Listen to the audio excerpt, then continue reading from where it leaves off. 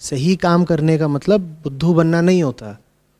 तुम अगर ये मानसिकता लेकर के चलोगे, या आप में से कोई और लोग भी होता है ना कि गुड गाइज फिनिश लास्ट, कि आप अगर अच्छे आदमी हो तो आप ज़िंदगी में सबसे पीछे रहोगे और मार खाओगे और लात खाओगे, ये अगर पहले से सोच के चलोगे तो फिर तो तुम सच्चाई को हरवाने का काम कर रहे हो। तुमने अगर ये कह दिया कि जो सच्चा आदमी है उसको तो ज़िंदगी में हार ही मिलनी है, तो तुमने तो सच को ही हरवा दिया। ऐसे नहीं मानते, सच के साथ भी रहना है और सफल होके भी दिखाना है। नहीं तो हम क्या कह रहे हैं कि जो सच्चा जीवन जीने लग गया उसकी दुर्दशा ही होगी, हम ऐसा कह रहे हैं क्या? और अगर सच्चा जीवन जीने वाले की दुर्दशा ही होनी है तो फिर सच की ओर कोई क्यों आए? फिर तो झूठ और फरेब पे ही काम चलने दो ना। तुम वैष्णव मोमोज क्यों नहीं बेच सकते? ये तुम ढाबे पे आते हो, वो इतना बड़ा बड़ा क्यों प्रचारित करते हैं शुद्ध शाकाहारी वैष्णव ढाबा? क्यों करते हैं? उन्हें भी व्यापार ही करना है ना। क्या वो व्यापार में होने के बावजूद कोई ऐसी चीज़ लिखेंगे जो उनका व्यापार गिराए? निश्चित रूप से ये बोल करके कि उनका ढाबा शुद्ध शाकाहारी है, उनको व्यापार में भी लाभ ही हो रहा है।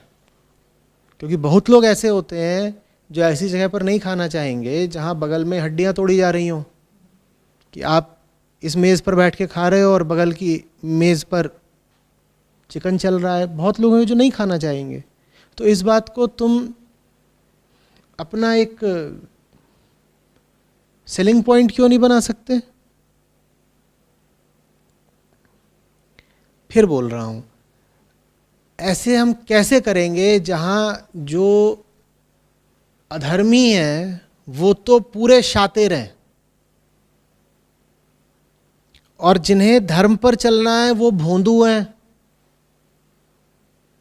ऐसे कैसे चलेगा?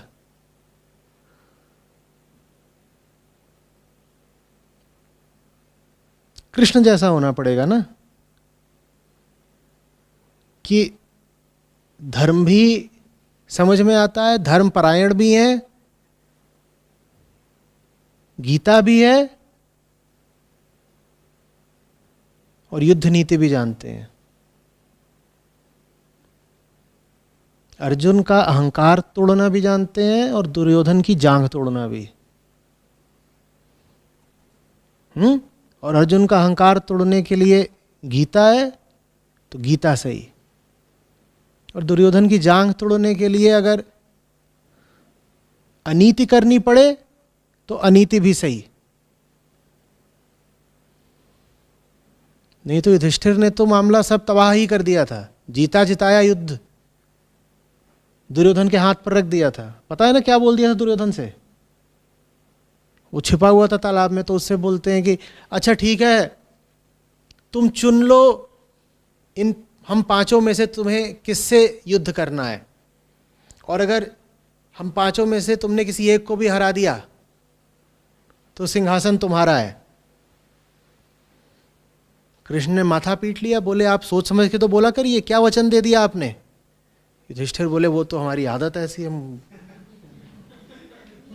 अब ये दुर्योधन की खुददारी थी कि वो बोला कि तुम पांचों इस लायक ही नहीं हो कि तुमसे युद्ध करूंगा तो मैं उससे जो मेरी टक्कर का है, मैं भीम से करूंगा।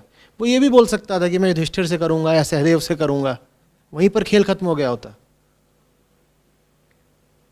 लेकिन उसके बाद भी वो भीम पर भारी पड़ रहा था। तो फिर कृष्ण ने बहुत ये नहीं सोचा कि नीति क्या कहती है और गदा युद्ध के नियम क्या हैं। उन्होंने कहा कि अगर सब कुछ नियमानुसार ही हुआ तो आज ये भीम को तोड़ देगा। तो उसको इशारा करा कि मारो, नीचे मारो, कोई बात नहीं, मार दो। ऐसा धार्मिक आदमी चाहिए आज।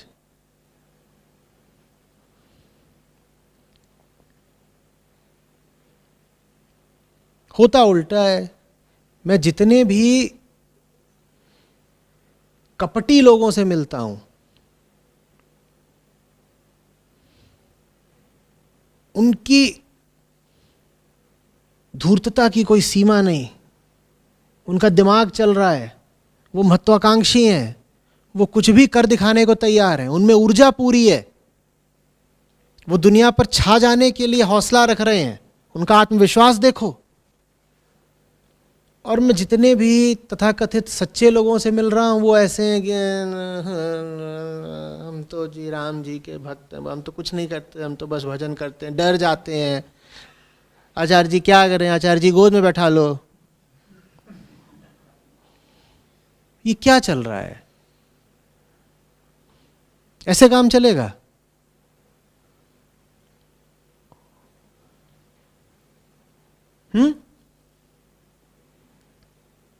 तुम ऐसे समय पर पैदा हुए हो जो इतिहास का सबसे भयानक संक्रमण काल है। संक्रमण से मेरा मतलब कोरोना नहीं है। संक्रमण काल मतलब इस समय आदर्शों का, धर्म का जो संकुचन है, जो त्रासदी है, वैसी कभी नहीं देखी गई। और आज के समय में अगर तुम गोलू बन के बैठ जाओगे, भोंदू बन के बैठ जाओगे, तो फिर तो अधर्म ने मैदान मारी रखा है। वो लोग तो जीते ही हुए हैं, नहीं जीते हुए हैं।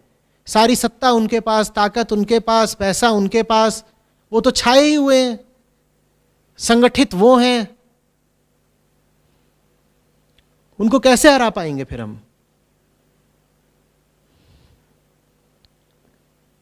बुद्धि कहाँ है, हौसला कहाँ है?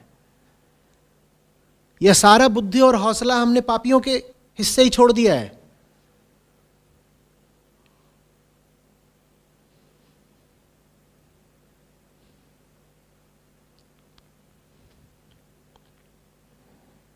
पापा ने कह दिया चिकन सूप बेचो, तुम शुरू कर दो मुर्गे मारना। अरे मना ही कर रखा, ये मुद्दा भी क्यों है आज की चर्चा में?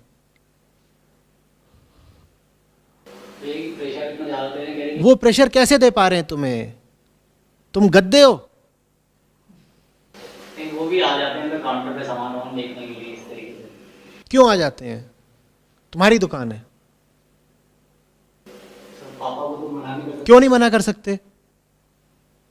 दुर्योधन तो भाई था भीम का, वो जांग तोड़ सकता है, तुम पापा को नहीं मना कर सकते?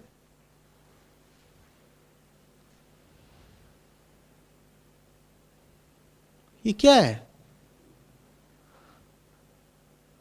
माया मां की शक्ल लेके आ सकती है और पाप पापा की शक्ल लेके आ सकता है, तो उनसे लड़ेंगे नहीं हम? बोलो।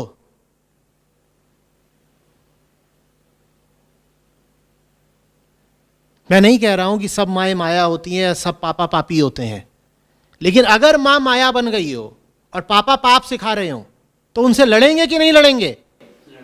फिर जवानी कहां है तुम्हारी?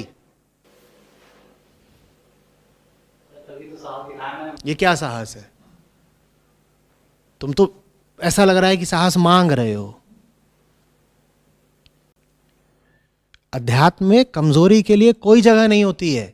जिंदगी में ही कमजोरी के लिए कोई जगह नहीं होती है। गुनाह है कमजोरी। ये लुचुर पुचुर ऐसे कैसे जियोगे?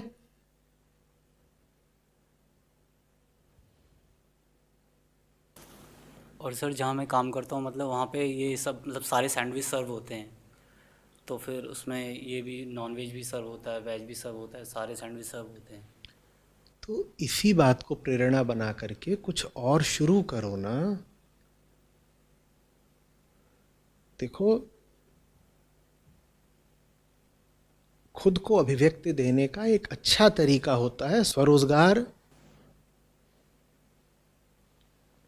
स्वरोजगार में रोटी भरी नहीं कमाते हो, अपने भीतर की सृजनात्मकता को एक आकार भी देते हो।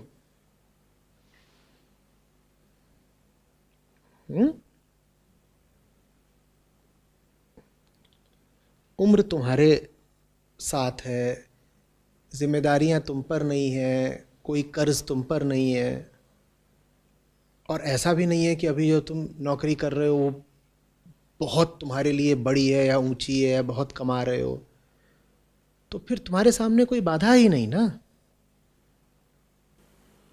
सर अगर जो मेरे को काम आता है कॉफ़ी का, जो कॉफ़ी इंडस्ट्री जिससे मैं हूँ, मतलब उसका काम खोलने के लिए भी तो कम से कम 8-10 लाख या इससे ज़्यादा ही चाहिए होंगे। देखो सस्ते में कैसे हो सकता है। और जिस एरिया में मैं अगर जो मैं दुकान भी लूँगा या रेस्टोरेंट टाइप का लूँगा तो उसका किराया कम से कम 50,000, 1 लाख, कम से कम 50,000 तो होगा ही। ठीक है, मत करो। यही सुनना चाहते हो तुम, मत करो। कोई भी काम आसान तो होता नहीं। तुम जिसके सामने अपनी मजबूरियां गिना रहे हो, अगर उसने अपनी मजबूरियां गिनी होती तो तुम उसके सामने नहीं बैठे होते। तुम तो फिर भी कोई ऐसा काम करने जा रहे हो जो काम कहलाता है। जो मैंने काम करा है वो तो काम कहलाता ही नहीं है। तुम तो फिर भी एक उद्योग, एक इंडस्ट्री के हिस्से बनने जा रहे हो। और मैं ही अगर ये काम करने के विरोध में तर्क ढूंढने लग जाता तो मुझे एक नहीं 100 तर्क मिलते।